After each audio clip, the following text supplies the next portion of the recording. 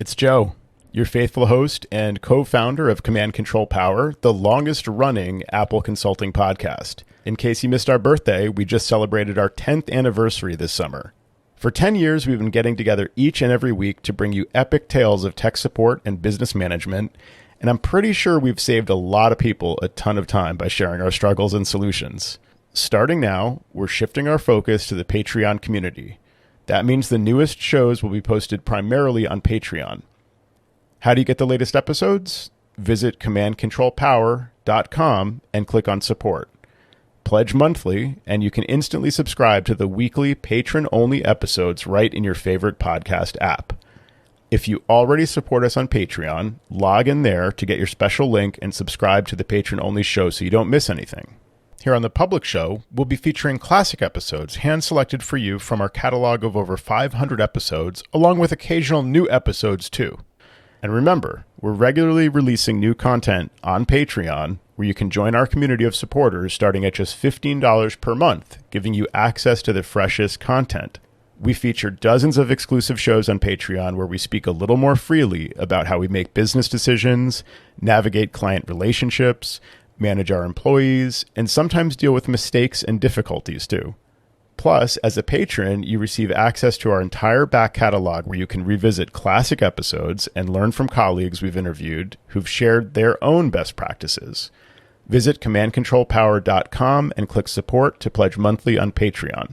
We'd really appreciate your support, and we're confident your business will benefit from the wisdom of the community we've gathered there. Thanks for listening, and we hope you enjoy this episode of Command Control Power. We have some quick follow-up from a recent discussion about a quirk of Google's email service. Don't fast forward. We're not going to talk about my migration again. Basically, the issue was that when a client automatically BCCs himself on all emails, we found that the emails were being removed from his sent folder. I left this out. I knew this at the time. I just forgot to mention that the reason that the copy, that anything's happening, is that he's deleting the copy in the inbox. So, he sends an email to a client of his. He BCCs himself, and therefore he gets his own email in his inbox. He then simply deletes the copy in his inbox, and because of this quirk of Google, I guess, of G Suite or Gmail, it will delete the copy from his sent folder when it removes the copy from the inbox. And again, I don't know if this is based on some configuration setting that might be adjustable and there might be an easy workaround for this. It's not related to threading. That was the thing that came to mind for me. I thought maybe the copy that's in the sent is being displayed in the inbox because of the conversation view. But that was not the case. It was only showing the inbox copy, and yet still, when deleting the inbox copy, it was also deleting the copy from sent. So in my case, we simply turned off the BCC. He didn't need to get a BCC, and therefore he didn't need to delete anything, and therefore problem solved. But yeah, just wanted to follow up and clarify that was the issue we were seeing. Gotta love that Gmail. Yeah, let's not go down that road again. So one more little bit of timely news here. You may have received as ACN members, those of us who are ACN members, that a lot has been happening with the ACN. So a lot of big changes are coming and improvements. And there's been some announcements sent by email. I'd encourage all listeners to check that out. If you missed it, look for an email from Apple, from the ACN team. They've announced some upcoming road shows, so make sure you sign up as soon as possible. There are road shows in 9 different cities across the US and Canada. These are 3-day events. First day is kind of a meet and greet State of the Union, the ACN program. This will include a chat with the advisory council, the member who's in attendance, Q&A with Apple. It reminds me a lot of the old, what I keep calling the business meetings, when we would go to Macworld way back in the day, or a Channel Camp, for example, and the ACN would have a special meeting, a couple hours long, just talking about the state of the program, upcoming changes, and a chance for a Q&A session where other members would oftentimes ask really good questions and we'd hear really good answers. And that was something I got a lot of value out of just being there for those events. And that's day 1 of this upcoming roadshow for the ACN program. And then day 2 and day 3 are focused on iOS deployment. And so that's a whole course that you can attend. The details are all in the email. The fee for this is very reasonable for a 3-day training session. And I would really highly encourage everybody to sign up. I'll be there at the New York event. So check your email, and if you haven't received that, make sure you get in touch with the ACN team to follow up about it. Also, while you're at it, complete the survey that was sent out. Apple needs a little bit of information from us just to help with their metrics and with understanding who the members are. It would be great if you fill out the survey. We're looking for information from all members of record. So look for that ACN survey and sign up for the roadshow. And in case you're on the West Coast, I'll be there for the February 20th to the 22nd in Santa Monica, California. So you get Joe on one side and me on the other. And I'll be in Ireland. Doing well, look at you. Your own meetings over there. Exactly. Interesting thing just happened to me, arrived on site this afternoon, and I had a request from a client. Elderly parents wanted to have an Alexa installed. Actually, the product is called an Echo, and they make that Echo Dot, and then the Echo 2 is the latest version. And I had never seen one of these products out of box. I've heard lots of people talk about them. People talk about them on podcasts, but I actually never interacted with one. I went back to say, we can order one up for you and we'll just simply charge you what we pay for it. What color do you want? So she picked out a color. I ordered it up through my Amazon Prime account. It arrived and it's been sitting here until today when we went over to install it. So setup was extremely easy. Much, much shorter than you could possibly imagine. And it only probably is about 8 inches tall. It's really an impressive little product. Once we connected it to the Wi-Fi, we were able to stream music by logging into their Amazon account. Person had Amazon Prime, play Mozart, and this beautiful sound came out of this little speaker. I mean, it was really impressive. During the course of the installation, I was just about winding up and needed to make this podcast with you guys. And just as a whim, I was asked about books, and I said, well, it connects to your Audible account. So walked over to it and I said, Alexa, read me a book. And it said, reading a book from your latest purchase. And it starts reading live from New York. The complete uncensored history of Saturday Night Live is told by its stars. That's my book. That's my book in my Audible account. And I've already completed. It's actually a real long listen, but kind of interesting. It starts from the very beginning days of John Belushi and goes all the way to present day with Saturday Night Live and anecdotes. And, if you're a big fan of the show, it's highly recommended. And I'm thinking like, well, why did it do that? And I'm thinking, I purchased it through my Amazon account. So this is something that they do not alert you to. When you buy it through your Amazon account, even though the device doesn't even come out of the box, it's already assigned to your account. And so the client had to download an Alexa app on their iPad. They signed in with their Amazon account, but it was still referencing my Audible account. That's crazy. And I just freaked out. And I actually didn't get this solved until I made a tech support call on my way back to the office. And, you got to have that removed from your account. So I had to have Amazon Echo support remove the Echo from my account, and I probably got to go back over there on my nickel or my dime, which really offends me. Is there any way for you to remove it from your own account by logging in or anything? No, you have to call them and they physically have to remove it for you. Wow. Because you've ordered it through the Amazon ecosystem or ecosystem, whatever you prefer. Nice. But how frustrating is that? So, if you have to do any Echo installs or Alexa installs, do not buy them for the client. The client is best to order it through their own Amazon account. That's a really good PSA. Seriously. Yeah. Really amazing frustrating. the way you stumbled into that too. If you hadn't asked it to read a book, you might not have known that until they discover it down the road and it starts playing some unsavory content from your book library. Exactly. Some of the 50 Shades of Grey, Right. Something like that. Exactly. Or was it 49 Shades of Grey? I don't know. Whatever it takes, right? Sure. Right, 50, Whatever it 51 takes. Shades of 50, Grey. yeah. Do you guys want to talk about the recent Apple support article about changes coming in macOS server? Like daggers in my heart. Yeah. I mean, this is like, do you remember the day when we got a knowledge base article about the discontinuation of Xserve and Xserve RAID and talking about active storage is the new, the new replacement, and people were just up in arms. Oh, the sky is falling. This is the end of Mac servers and blah, blah, blah. And it was. I mean, the timeline was a little bit probably different from what most people were expecting, but this is kind of along those lines. I mean, when Apple says prepare for changes to macOS server, they go on to basically list every service and say this is going away. Is change like a euphemism here? It's fundamentally entirely different product at the end of this. So what's going away is calendar, contacts, DHCP, DNS, mail, messages, net install, VPN, websites, and wiki. Pretty comprehensive list of services. Now, that said, none of those really affect me or my clients currently, although, as I have mentioned, I think the VPN service can be nice. It's nice to just have that option as a little bit of a stepping stone to, maybe a better VPN appliance of some sort. For example, you might have a really small business and, they have a need for file sharing, and you get VPN as kind of a bonus without having to buy extra hardware.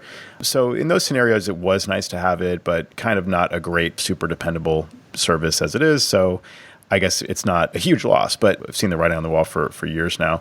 So it's not a shock, but it's just funny the way Apple says these are changes. I mean, really, everything's going away. And as they say that it's changing to focus more on management of computers, devices, and storage. I mean, that is appropriate to this time. We're managing devices more than we're kind of running services on our network. So it seems appropriate. And of course, they don't mention file server because it's already deprecated. It's like being on Oprah. You get deprecated and you get deprecated. It sounds like the complete opposite of Oprah. Right.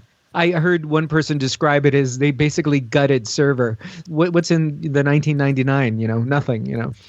Yeah, and I agree. It's interesting, though. So they're talking about focusing more on management of computers and devices. So that would, to me, mean Profile Manager, which has not been the greatest MDM server out there by any means. So if they're going to improve Profile Manager dramatically, great, but it needs a lot of love and care. So all this other stuff that's going away really does suck in a lot of ways, especially like you said, Joe, VPN and stuff. But if they are going to make Profile Manager better, it could be awesome, but it needs a ton of love to get there. If they ever bring back server certification, I'll have no trouble passing that. That's a great point. Well, I wanted to shift a little bit to airport and its deprecation. I've had an issue similar to this a while ago, and I wanted to see if you guys have had anything along these lines.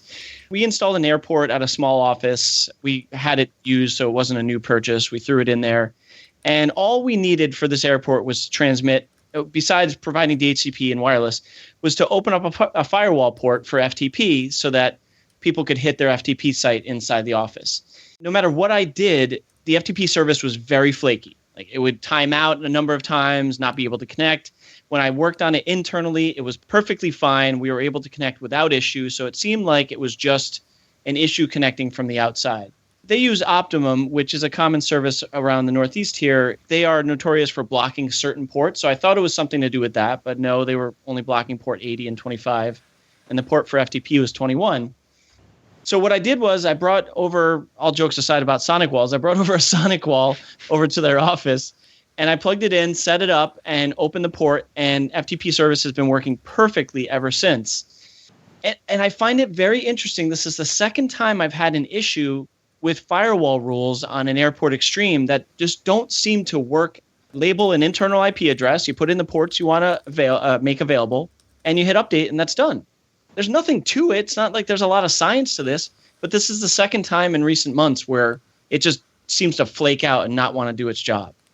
I have not seen anything like that. And I've worked with a lot of them and did a lot of Mac Mini server installs where we were using the Airport Extreme or the Time Capsule. And usually if it manifested symptoms like this, I would always think that there was some problem with the device. It could be the most recent firmware updates that they pushed out have compromised them in some way in port forwarding. I thought about that too, but when I first went in there, it needed the update and it wasn't working at that time. So I ran the update thinking, hey, this will hopefully fix it. But it didn't do anything. I tried resetting it to factory defaults, and there's not a lot you can do beyond that. You set it to factory defaults, you give it another whirl, and if it doesn't work, what else is there to do on these airports? It's pretty opaque. Chucked it out of the way, threw in the sonic wall, and it's been working. So I don't know what to say about this Airport Extreme, man. It's frustrating to say the least that this has happened twice in a few months. Yeah, I have nothing else really to add, and it's replace it, fix it, and move on, because it's there's nothing to really be gained from figuring it out. One thing that does come to mind is just the fact that I had one issue where after I think Optimum, they replaced the modem, we had to go back into their online web portal and reopen port 25, actually. We did that in the settings, and we also had to reboot the modem. So I know you said, it wasn't one of the listed ports that they block and that you have to sort of manually open, but I wonder if it was something that opened and it was never, like the modem was never rebooted. I think this is a long shot. I doubt this was the issue. It sounds like just more likely flaky airport performance. Oh, so you're questioning my my knowledge now, Joe? Is that how it's going? No. I think as you said, it was just basically a flaky airport. I can't say I've ever seen that where a certain port just didn't work, like it was configured on the airport and it just didn't do what it was supposed to do. You've had it happen twice, so I believe you. We support a small school. The faculty members have Apple laptops, and we do very minimal amount of monitoring. We run Watchman on them, and some of them we're running Adigy on, either MacBook Airs or MacBook Pros. But in this case, it was a MacBook Pro, probably a 2013. And so along the way, I've been upgrading them to solid states when they've been slower and the faculty members have been complaining. One faculty member circled back with me and she said, yeah, I don't know what's going on. I can't even type anything and it just starts beach balling. I took a look at the computer, checked launch name and startup items, did the usual check using a really handy tool. I've mentioned it before on the show is EtraCheck. It's a free little utility and just scans the drive, looks at the hardware and looks at the software and just shows you where all the dead bodies are buried. So it's instead of just rooting yourself through the folders that are in the library. Couldn't find much, restarted it, did a few things, took a dead cat, swung the dead cat, and gave it back to her a day later or so. She said, no, it's still bad. I said, well, I think it's the hard drive. Even though we put a solid state in there, let me get you a better one. So I ordered up a Evo 850 Samsung SSD. In the back of my mind, I was remembering that some of the Macs, I had gotten a fairly decent price on SanDisk SSDs for these MacBook Pros along the way. And I was thinking, well, it's probably one of those dodgy SanDisks that I bought for, $89 or something like that for 500 gigabytes. So I take off the back and I look and there's an Evo 850, 500 gig. So I'm thinking like, no, it can't be the Evo. Spent a couple more hours with the machine and I'm doing other things, but, definitely running different diagnostics on it. At the end of the day, migrate the data to a brand new Evo 850, restart the Mac, and the Mac was perfect. Smart Utility didn't show any problems with the SSD at all. Couldn't really identify what was going on with this Evo Samsung SSD, but as soon as I swapped it out with a brand new one, the machine has been trouble-free going forward. The symptoms were just spinning beach ball. Nothing was showing up in Activity Monitor as sucking system resources or CPU cycles, nothing like that at all, just beach balling all the time. It was convinced that it was something else, and at the end of the day, the old Occam's razor, it was the hard drive. One of the few I've ever seen go bad on me. Yeah, I've seen issues with those drives, but only maybe one or two at most, I think. And, we've been using them for a few years now, and we've got probably dozens out there. And, right. So it's super rare for that to fail. I mean, it's not unheard of, but it is pretty rare. The one thing it's the least likely thing, right? It's the least likely thing that you would think would be the problem. Right. Especially if it's not reporting, you're not getting any kind of smart, status that would lead you to think that. It is surprising, but it does happen, I suppose. I mean, the one thing we see with these drives is when they come in unformatted, when we connect them to the Weebitech docks that we have, they won't show. Like they don't even show as an unformatted drive, so we can't format them on certain OS versions. It's like a really weird issue. And then once they're formatted, they show just fine. So I don't know if that's like a weird thing in the firmware or what, but it's it does not affect the long-term performance at all. So yeah, we've had very good luck with those drives. So Joe, you have a pop quiz for us? I do have a pop quiz. I actually have two pop quizzes. So I don't think these are going to be too crazy, but you tell me.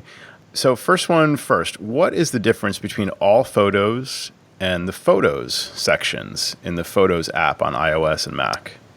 Can we open up the app? I'm clicking. Yes, this is an open app test. An open app test. So I don't see all photos. Neither do I. Are you talking about iPhoto, the old school app? No. No, you guys don't have all photos in your Photos app? No, I just have photos. Wah, wah. Okay, I'm on Sierra. All right. You guys on High Sierra both? Yes. Oh, I didn't realize that. Okay, so maybe they changed something about this. Do you see it on iOS? I can check. Yeah. What version of Photos are you running, Joe? On the Mac, I'm running version 2. So it's the Sierra version. Yeah, we're on version 3. Yeah, Got it. Okay. Version 2, version 3, whatever it takes. Whatever it takes. I'd have to check the difference. I know they'd made a lot of improvements to photos in High Sierra, so I'm actually very eager to check it out. I have a machine set up just for that purpose. It's on my agenda to look into photos for a client and just see how it improves some of their workflow in High Sierra, because Apple did make a lot of changes to it. But this was interesting, and this actually is still in existence in iOS. That you can see the difference between photos and all photos. If you go to albums, you have an all photos album. Under albums, I have all photos in the Photos app. Again, Photos version 2.0. And for years, I was like, I don't really understand why this is here, but maybe it's just redundancy. Maybe there's it's just for the sake of completeness, they list all photos under albums as well as just having a tab for photos. Until one day I figured it out. If you go to the Photos tab on your iPhone, you see the photos arranged by collection. It's arranged by time, basically. It's chronological all the way through. Newest photos at the bottom. That's the common view. But if you go into albums and you go to all photos, what you see is basically like a flat scrolling list of photos. And oftentimes it's the exact same list of photos in the same order. But what all photos shows is actually the photos arranged by date of import. So if you go through and you import a bunch of photos for a client that are older, perhaps, those get slotted into, wherever they should be in the chronological view by date of your library. You might import a bunch of photos and then they're just kind of interspersed throughout the library. But if you want to see the last import, obviously you go to last import. If you want to see the second to last import, you can go to this all photos view and you can scroll back and see all the photos you've recently imported, arranged by date of import. So it's an interesting, distinction and good thing to know about if you need it.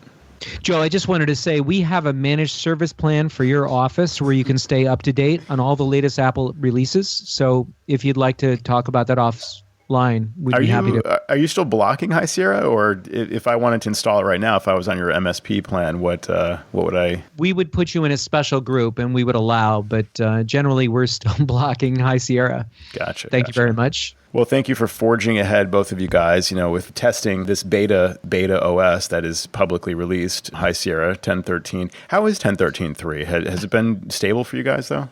I am not running 10.13.3.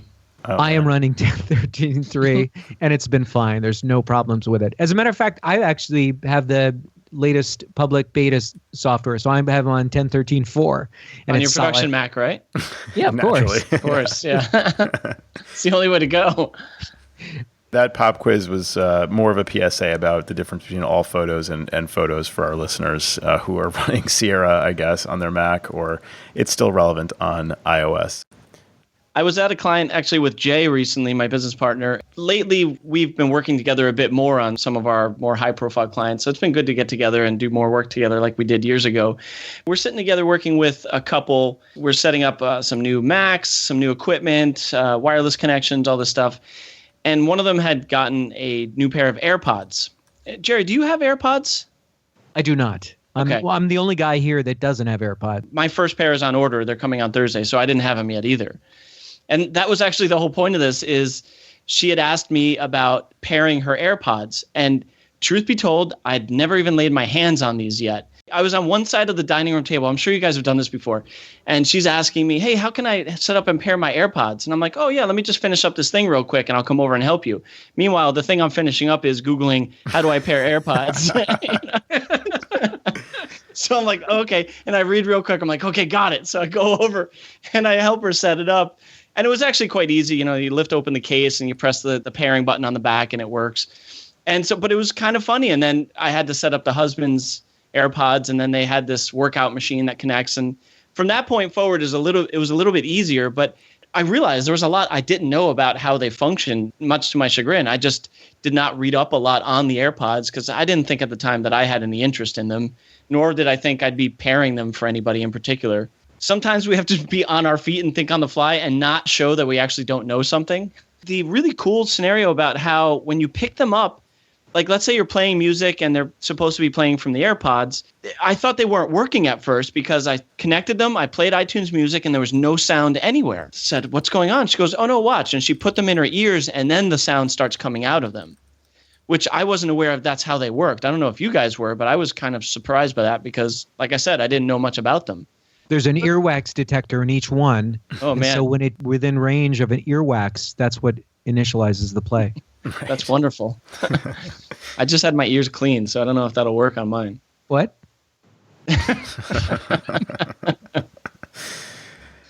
Anyway, yeah, so that was my little side story about setting up AirPods for the first time and, of course, Googling them on the fly. It is funny because so what? Like, you haven't set up AirPods, big deal. It doesn't mean you're like less of a consultant, but it is a perceptual thing. You just don't want that little fact to be like lodged in their mind. On the client side, where they're like, this guy's never set up AirPods, like, and he fancies himself an Apple consultant. It might be like in the back of their minds, maybe. If there's some other scenario where you don't know an answer, it's like, oh, strike two. And it's like the first one really shouldn't have counted. So yeah, it's a good way to handle it. Is just think on your feet, like you said, and do the little Googling. The other funny part about that conversation was she was showing me how her portrait modes on the iPhone X, how they weren't working for her when she was trying to take pictures. I said, okay, let's have a look together.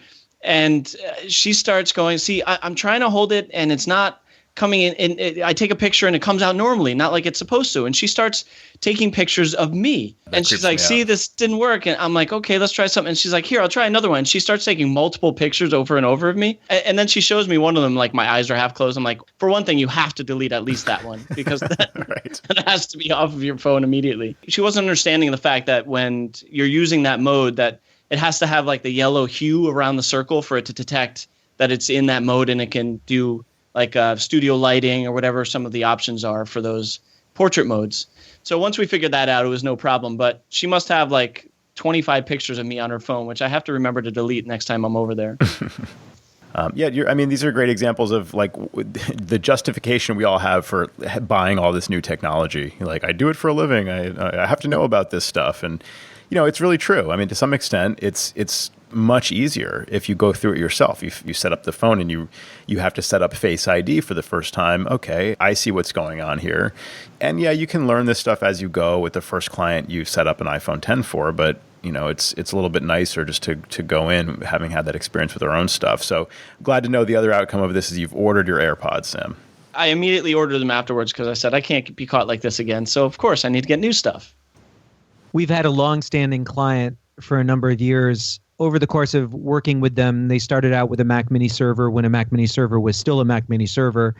And they had started out with initially, I think, a 8 terabyte Promise Pegasus. And then they ended up upgrading along the way to an 18 terabyte Pegasus 2 RAID.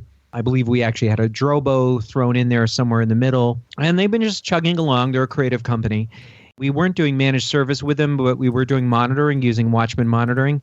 This past fall, I was contacted by the owner of the company, and he was saying that, one of his key guys supposedly has a background in IT, right? Red flag on the play right there. Yep. He's having trouble with the VPN, and he can't do things that he wants to do for web development, and he was pushing really hard for getting them moving to a Synology. We had a phone conversation and I said, look, I love that product. Synology is a great product. We have 2 here in the office that can do a lot of different things. I'm not really clear on what you're not able to do with the storage that you have in the Mac Mini server in terms of web development. Never really got an answer. Roughly around the same time period that we started these initial discussions, one of his iMacs telling me that we were getting errors. Watchman monitoring baked into it. They use a smart utility called Volaton software. It's very, very reliable. And it was saying that the hard drive was starting to accumulate errors and it was just getting worse and worse. And we'd send them an email and we get like no response. Absolutely silent. Close to the end of the year, they said something like, well, you don't have to worry because that's one that we don't even use. And I'm like, okay, all right. Had a discussion about setting up the Synology. And I said, well, if you really want to get off on the right foot, it's worth it probably to have me come up there. Happy to work with your guy. Do whatever you need to do to kind of get your Synology up and running. So he said, when you come up here and get the Synology online, I'll have you take a look at that Mac. But I had my guy look at it and he said, it's fine. I get up there, we get the Synology online. I'm winding up my visit. His lead guy takes me over to the iMac. He says, let's take a look at this. And I said, this is the one I've been emailing you about. And he goes, yeah, this is the one. And they're all, how you have these clients and they don't really have bonjour names set up under the sharing preference pane that really makes sense. One says iMac, the other one says new iMac, MacBook Pro, whatever. Taking him on face value that this is the one. Before I walk away from this Mac, I download Volaton software and it passes. And I'm like, So I got to go back and look at this. So I start looking in my reports before I leave, and I'm like, yeah, I don't know. I'll investigate this, and I'll just send you an email, and we'll figure this out. So as I'm leaving, the owner steps out onto the porch. He goes, could you come back in here for a moment and take a look at so-and-so's machine? And while I was sort of getting their Synology online, this one employee was going like, oh, and he was in front of this iMac and just like, oh, this thing is locking up, blah, blah, blah, blah, blah. So I sit down in front of it, and it looks like the hard drive's failing. This thing is like really in bad shape at this point. I can't do anything. I can't even go to Open Activity Monitor. I can't do anything. I can't run the Volaton software on it. The more investigation I do, I'm looking, and then I look at my Watchman reports, and then I realize that this is the Mac that I've been telling them about. Now, this is one of their key production machines that I don't even know how this guy worked on the machine for months. It wasn't his key person, but another key guy of his had been doing all this work on this iMac. All this time, we've been emailing them, telling them, what's going on? Why did we look at this machine? And I pull up the report, and we compare the serial number on the one that they said was the one that they hardly used that looked fine, that they thought that's the one I was sending them the reports on. And the first 3 digits of the serial number, because they were both purchased at the same time, was the same. So his guy looked at the serial number, didn't really check the email close enough, and was thinking that it was this other iMac that they had off to the side. And all along, it was one of their key pieces of equipment that was failing. It's a really strong case here to be made that having this software operating on your computers is a really good idea. And, we could certainly offer this to you going forward. Nice. Another win. You were right in the end, Jerry. That's, I don't know why anybody ever doubted you. There was that moment where I was thinking like, how could this be? How could it be there's no problem with this drive? Why is the drive reporting that there's no problems when I'm getting all these errors through Watchman? And it was just that they never identified the proper machine because it was called iMac. Right, exactly. Yeah. Yeah, why the discrepancy? And it turns out, no, it was the wrong machine. I mean, I can't tell you how annoyed I've been lately with the same issue where things are just not named right. And then you're comparing like what was the year of it and, when did I first install Watchman on this machine, trying to otherwise find a way to identify, like, before you communicate with the client, like definitively which thing I'm talking about from their perspective. Going back in the history and doing the research and making sure that, this bad piece of equipment that you've been reporting all this time, that you're not wrong. Right. And they came back to you and said, our guy says it's fine. I mean, that's worse than Apple saying it's fine. When you go to the store and Apple says it's fine, and you're confident that the drive is failing and Apple's like initial quick test, don't indicate that. But this is even worse where a guy, who see, the thing is, this is why you just can't work like that. If a colleague of ours says something like so and so told me such and such, I'm going to take it seriously as if one of you guys said it. Let me check into this. Even if I am highly suspicious of whatever information they've been given, let me at least definitively rule this out. But I don't want to like just glance at it and say it's fine. I thought it was fine, so I'm going to just confirm my bias. It's probably fine. You've got to kind of chase it down and try to figure out if something really needs to be investigated, because that guy could have easily confirmed, like you said, it's the wrong serial number. He's talking about a different machine. I better check into this. So that's frustrating that you almost walked out of there basically leaving them with a machine that is about to fail that you've been warning them about, and like nobody's happy at the end of that. So we've talked a little bit recently we've actually talked a lot recently about how Jerry and I have both switched to a MacBook Pro 2015 model. Mine is the 15-inch used, purchased from a client, and Jerry's is the 13-inch model purchased from eBay. Yours is the one with the little ding on it. Exactly. So that's how I tell them apart. There is a slight little ding in the bottom right kind of corner here, and slight gap. I'm sorry, Joe. I just have to bring that up every time. I'm sorry. Definitely drew attention to it. Well, anyway, so last show I was talking about how this machine has been great, and the uptime was like 33 days, I think, as of when we recorded. And so listeners may wonder, why didn't I restart after 31 days when I noted that was the uptime? And certainly it took me 33 days to restart. I didn't notice. First of all, it took me 2 days to find the time between when I noticed I had been up for over 30 days to find the time to actually kind of like finish what I was working on and restart. It took 30 days to even notice, because really the machine was just working that well. There were some minor things in retrospect that I wanted to sort of mention because I only noticed them after I finally did restart. If you ever have a slow wake from sleep after closing the lid, try restarting. It was problem solved. I mean, I was wondering what was going on with my machine. I thought, is this normal behavior? I've seemed to always kind of suffer with this.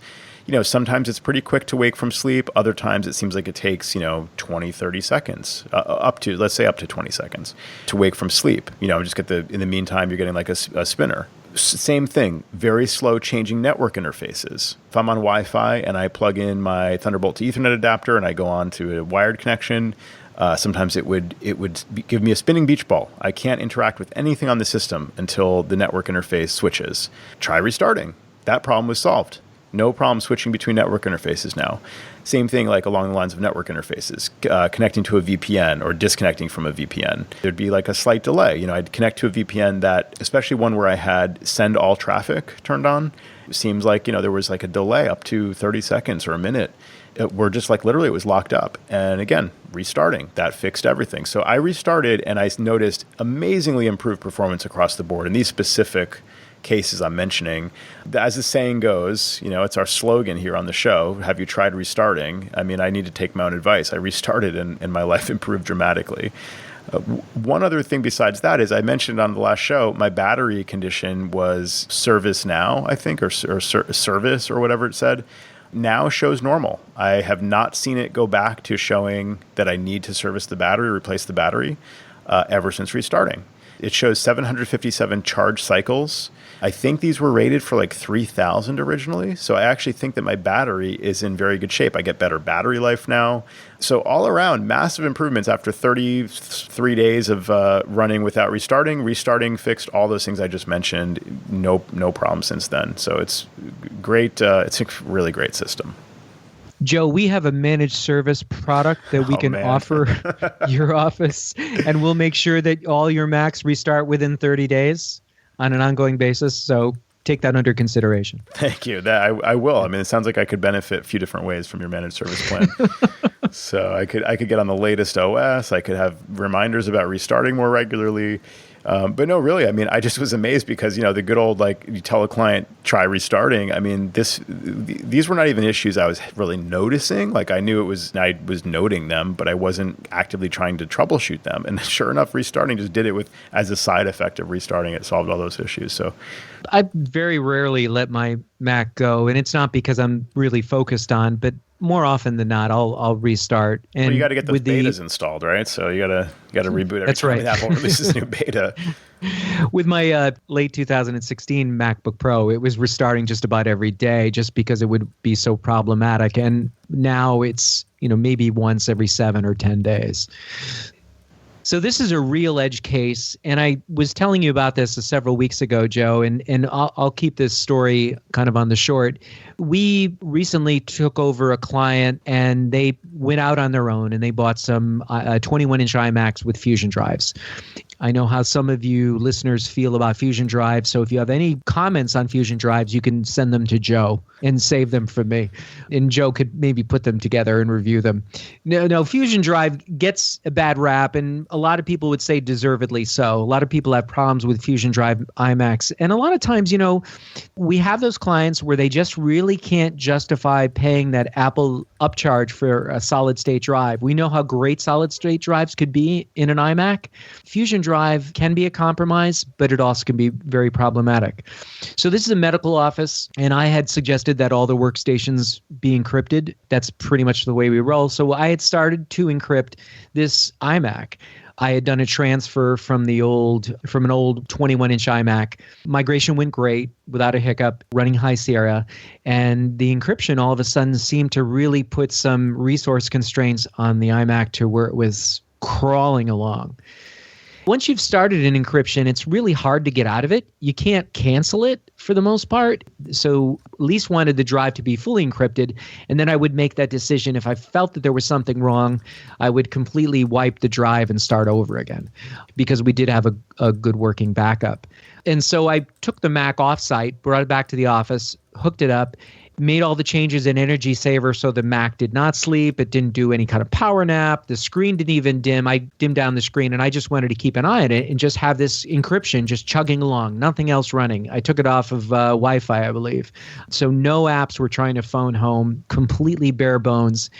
The Mac just seemed to stall as it was encrypting along. And you can check via terminal the conversion process for an encrypted drive by using disk-util cl list and grepping conversion progress, and it'll tell you the percentage. So I was keeping an eye on the percentage, and when I would walk over to it and I would move the mouse, it would go up another percent. Wow. And then I'd walk away from it, and it would just sit there. I'd move the mouse again, and it would tick off again. So I was thinking, is there any utility that I could download from the internet that would jiggle the mouse? And I had never heard of anything like this, but sure enough, seek and ye shall find. There's a company called sticksoftware.com, and they got this free utility called Jiggler.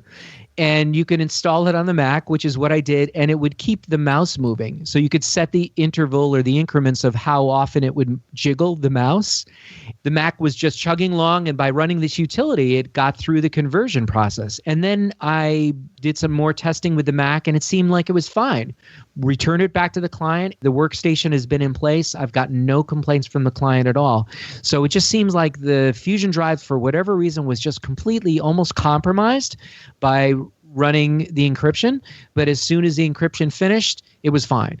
Very interesting. I mean, the fact that you thought, we're having issues during the encryption process is one aspect of it, which, I could see that with a Fusion drive. Encrypting a spinning disk, even if it's part of a Fusion drive, I think is just, like sort of laborious. It's mechanical. It's reading and writing a lot of data.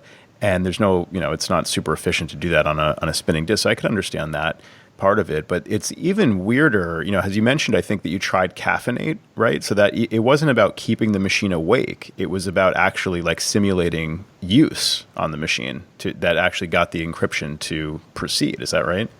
Exactly. It almost seemed like, I'm looking at my notes from it, that it was throttling itself, sort of just built into the OS, there's that time machine command that we mentioned a couple of shows ago where you can move it to a primary status instead of making it a background process for running Time Machine, where you can sort of push it along. But there was no terminal command where you could bring encryption to the forefront and not have it throttle back. But that seemed like what was going on.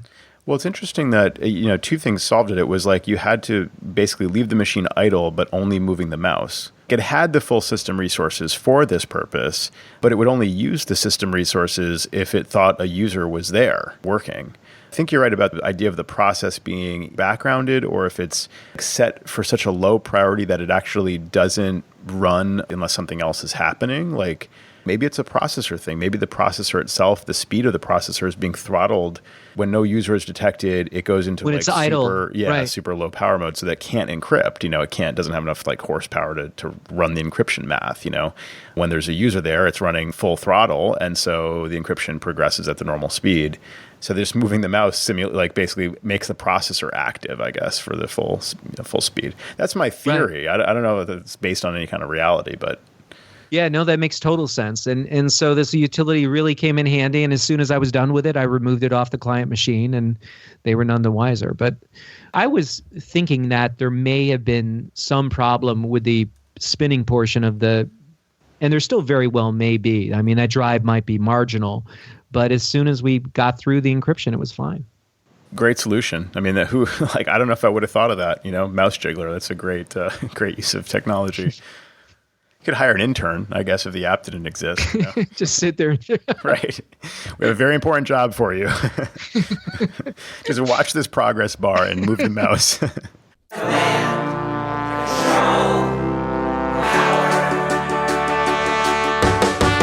Jerry does his voices of customers of all kinds. Am I on the cloud? Joe spins his deeply detailed yarns all the time. I have a whole story about this. Sam is on the road again, phoning in from a hotel. At least we know where I am. Half a century combined.